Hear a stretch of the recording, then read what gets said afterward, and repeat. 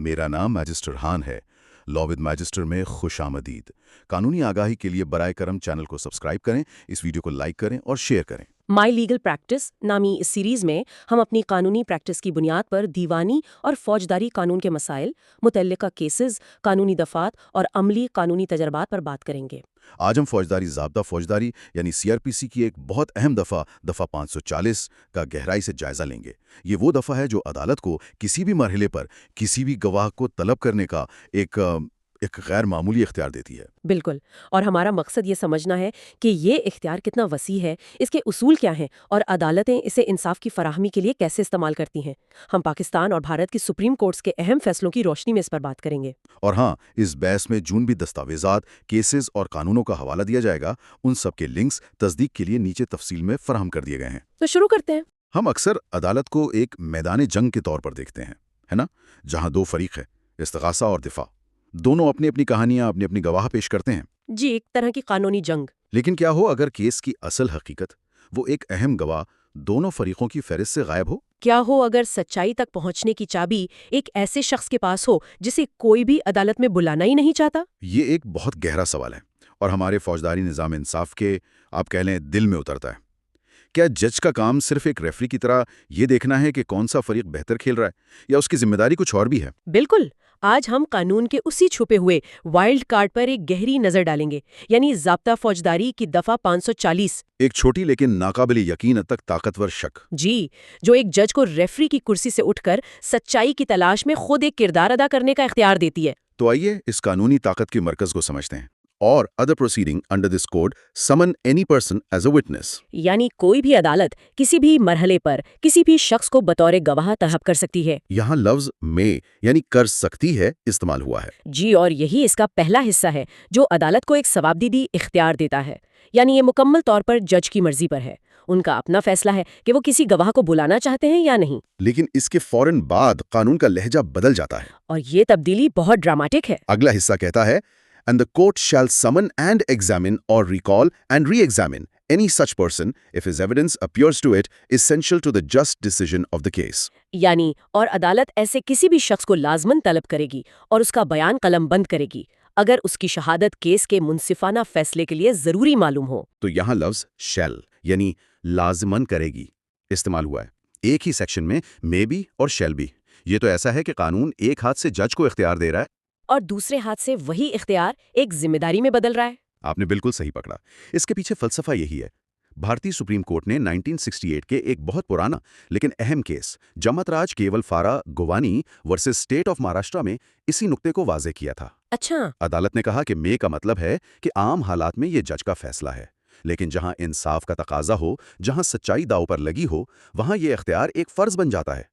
वहां जज के पास कोई दूसरा रास्ता नहीं होता, उसे इस गवाह को बुलाना ही पड़ता है। और यही सोच हमें पाकिस्तान की सुप्रीम कोर्ट के फैसलों में भी नजर आती है। नवाबजादा शाहजैन बुख्ती के केस में मेरा ख्याल है अदालत ने बहुत सख्त अल्फाज इस्तेमाल किए थे। जी बिल्कुल। अदालत ने कहा कि अगर तफ्तीश में कोई खामी रह गई हो तो अदालत सिर्फ तमाशाई बनकर नहीं बैठ सकती। उसका फर्ज है कि वो सच्चाई तक पहुंचने के लिए अपने तमाम इख्तियारात इस्तेमाल करे, और दफा 540 उनमें से सबसे अहम है। और अंसार महमूद वर्सेस अब्दुल खालिक केस ने तो इस उसूल को मजीद मजबूत कर दिया है ना। बिल्कुल। इसमें सुप्रीम कोर्ट ने न सिर्फ ये कहा कि जरूरी गवाह को बुलाना लाजमी है, बल्कि इस बात की तायीद में मोहम्मद मुराद आबरो, पेंदागुल और दिलदार वर्सेस स्टेट जैसे कई पुराने फैसलों का हवाला भी दिया। गोया अदालत ये कह रही थी कि ये हमारे निज़ाम इंसाफ का एक बुनियादी सुतून है। इस सच्चाई को तकनीकी बुनियादों पर कुर्बान नहीं किया जा सकता। ठीक है, तो ये उसूल तो वाज़ेह हो गया, लेकिन यहाँ एक अमली मसला सामने आता है जो अदालतों में रोज़ पेश आता होगा। पुलिस चालान जमा कराती है, उसमें गवाहों की एक फहरिस्त होती है। अब सवाल यह है कि क्या जज उस फहरिस्त से बाहर किसी शख्स को बुला सकता है? ये एक इंतहाई अहम सवाल है और इसका जवाब Sajid Mahmood versus the state के 2022 के एक हालिया सुप्रीम कोर्ट के फैसले में बहुत तफसील से दिया गया है। क्या कहा गया उसमें? अदालत ने कहा कि कानून, खास तौर पर ज़ाब्ता फौजदारी की दफ़ा 265F, जज पर ऐसी कोई पाबंदी नहीं लगाती कि वो सिर्फ चालान में दर्ज गवाहों को ही सुने। दफ़ा 540 का इख्तियार इससे कहीं ज्यादा वसी है। लेकिन एक मिनट, اس سے ملزم کے لیے ایک مسئلہ پیدا نہیں ہوگا؟ دفاعی وکیل یہ اعتراض کر سکتا ہے کہ استغاثہ اچانک ایک ایسا گواہ لے آیا جس کے بارے میں ہمیں کچھ معلوم ہی نہیں تھا، ہم اس کے لیے تیار نہیں تھے۔ یہ فیئر ٹرائل یعنی منصفانہ سماعت کے اصول کے خلاف نہیں؟ بہت اچھا نکتہ ہے، اور عدالت نے اسی ساجد محمود کیس میں اس پر بھی بات کی۔ عدالت نے کہا کہ جج کو یہ اختیار استعمال کرتے وقت توازن قائم کرنا ہوگا۔ اس سے دیکھنا ہوگا کہ اس نئے گواہ کی شہادت کی اہمیت کتنی ہے اور کیا اس کے آنے سے ملزم کے خلاف کوئی تعصب تو پیدا نہیں ہو رہا۔ اچھا، تو عدالت ملزم کو تیاری کا وقت دے سکتی ہے؟ جی بالکل، اگر ضرورت ہو تو عدالت ملزم کو تیاری کے لیے مناسب وقت بھی دے سکتی ہے۔ مقصد سچائی تک پہنچنا ہے، کسی فریق کو حیران کرنا نہیں۔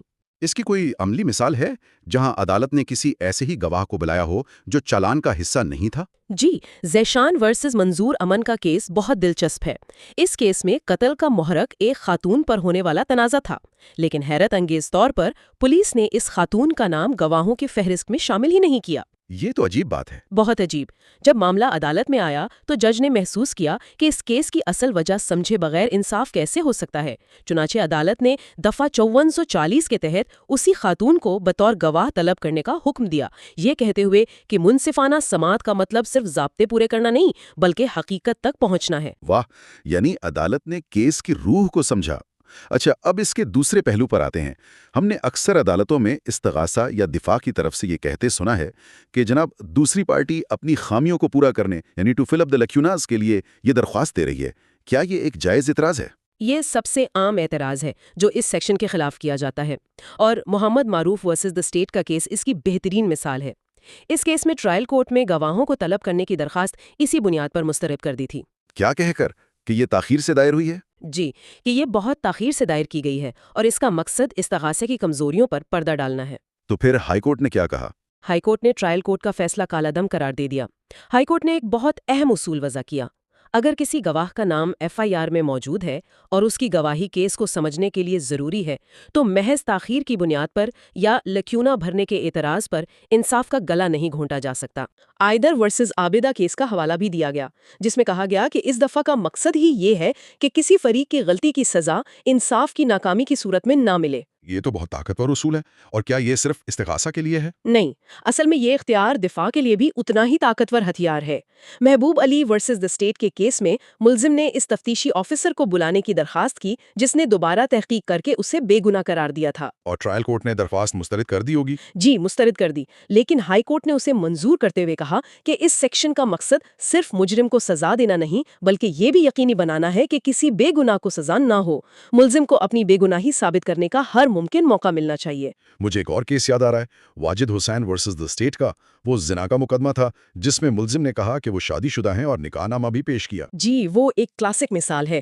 عدالت نے قرار دیا کہ جب نکاح نامہ جیسا اہم ثبوت سامنے آ گیا ہے تو ٹرائل کورٹ کا فرض تھا کہ وہ خود دفعہ 540 کے تحت نکاح خواہ کو بطور گواہ طلب کرتی تاکہ سچائی سامنے آ سکے۔ اس میں شاید محمد اعظم ورسز محمد اقبال کا بھی حوالہ تھا۔ بالکل، سپریم کورٹ کے اس تاریخی فیصلے کا حوالہ دیا گیا اور کہا گیا کہ نکاح اور خاندان جیسے معاملات میں غلط فیصلے کے نتائج بہت دور رس ہوتے ہیں، اس لیے عدالت کو زیادہ ذمہ داری کا مظاہرہ کرنا چاہیے۔ تو یہ تمام مثالیں ہمیں ایک ہی نتیجے پر لاتی ہیں کہ جج کا کردار ایک غیر فعال امپائر کا نہیں ہے، وہ انصاف کے عمل میں ایک فعال شراکت دار ہے۔ لیکن اس سے ایک اور بڑا سوال پیدا ہوتا ہے کہ اس طاقت کے استعمال اور ایک جج کے اپنی طرف سے تفتیش شروع کر دینے کے درمیان ایک بہت باریک لکیر ہے۔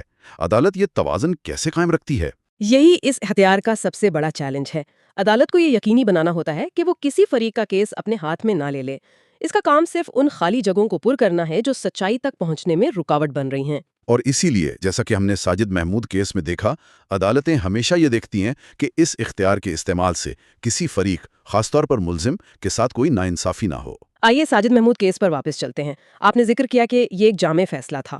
اس میں دفعہ 540 کے علاوہ بھی فوجداری قانون کے کچھ اہم اصول واضح کیے گئے تھے۔ جی، اکثر جب سپریم کورٹ جیسے اعلیٰ فورم پر کوئی کیس جاتا ہے تو وہ صرف ایک نقطے پر بات نہیں کرتی بلکہ اس کیس سے جڑے دیگر قانونی اصولوں کو بھی واضح کرتی ہے۔ بالکل، اس ایک فیصلے میں کئی اہم باتیں کہی گئیں جو سالوں تک مثال بنیں گی۔